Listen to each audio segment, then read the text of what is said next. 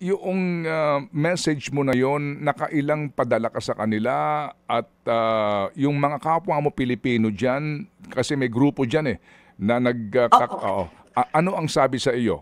Sa message mo nakailang padala ka tapos anong sabi ng mga kagrupo mong Pilipino diyan? Actually, on process daw po. Hindi po yun message. Actual po akong nagpunta ng 3 beses. Lagi nilang sinasabing ganito. Nagtanong na po ako sa kanila. Ang sabi po nung employer, willing naman silang makipag-cooperate eh. Kaya hindi ko maintindihan kung naintindihan ko po yung mga iba kasi may mga problema po sila eh. May mga kaso sila, ganyan, ganito.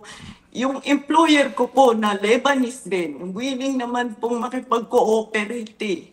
Kaya nga po, there's no reason para matagalan ng ganito katagal. Tas willing na po akong pumasok sa shelter eh. Kasi wala na akong makain. Yung mga hindi ho nagtatrabaho, ang tagal na, saan ho kami kukuha ng pagkain? Oh. Kung wala ang pamilya rito, kanino ho? Wala ka ng trabaho ngayon diyan sa employer mo?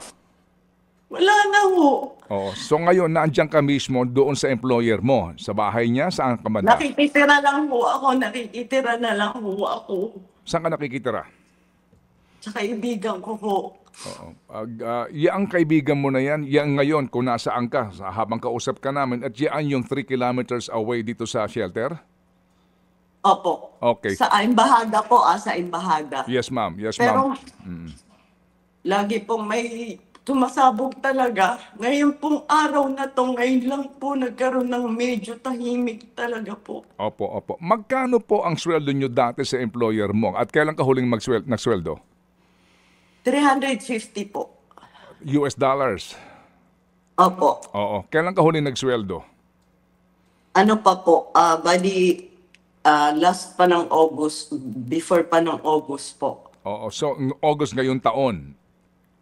Opo. Ted Filon at DJ Chacha. Ngayon, nasa Radyo 5, 92.3 News FM. Monday to Friday, 6 to 10 a.m.